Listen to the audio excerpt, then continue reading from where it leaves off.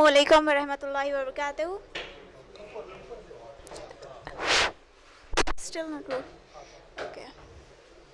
Since everyone is here, I would like to warmly welcome and thanks to our honorable chief guest and the founder of this institution, Mr. Dayani sir, and our trainer, Mr. Abdul Aziz sir, and last but not the least, my dear friends. Before I move forward with the topic, I would like to give a brief introduction about myself. I'm Zakira Begum, daughter of Mr. Sayyid Khadir, and I'm pursuing BCom first year from Sanvi Degree College for Women. So today, I am here to discuss about what schizophrenia is with you guys. Not only that, but also how it affects, what are its causes and symptoms, and of course, the most important thing, its treatment. So let's begin with what schizophrenia is. Well, it is a severe chronic mental disorder which is affecting more than over 20 million people around the globe.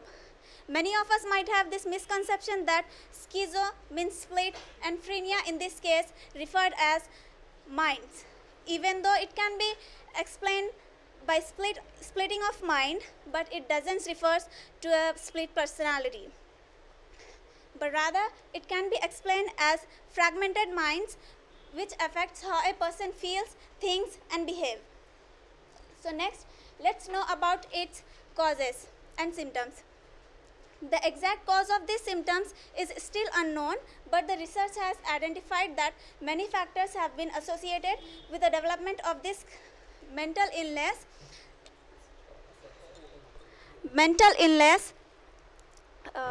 Research has identified that many factors have been associated with the development of this schizophrenia, which includes genetic factors, which means if one or both the parents have schizophrenia, then the chances of producing an schizophrenic offspring is more. And also with the babies whose mother got flu when they are pregnant are also at higher risk.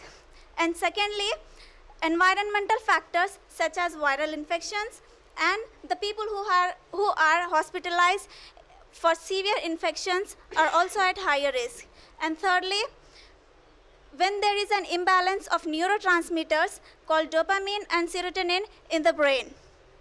So how do we know that whether the person is being affected or not?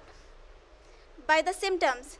Yes, by knowing the symptoms, we can easily identify that the person is affected by mental illness, the real mental illness, okay? So here are some symptoms which includes delusions. There are many types of delusion, but first let me tell you that what delusion is. Delusion means a false belief that are not based in reality, like someone is mistreating you and planning to harm you or kill you, you and your family or the loved ones, okay? And the another type of delusion is delusion of infidelity, which means jealousy. Not the real one, but a delusional jealousy. It is a psychiatric phenomena in which an individual thinks that their spouses is cheating on them or or being unfaithful to them or having an affair with somebody else. This is more likely to occur men than the women. So these are some delusions and hallucinations which affects different senses of the different people.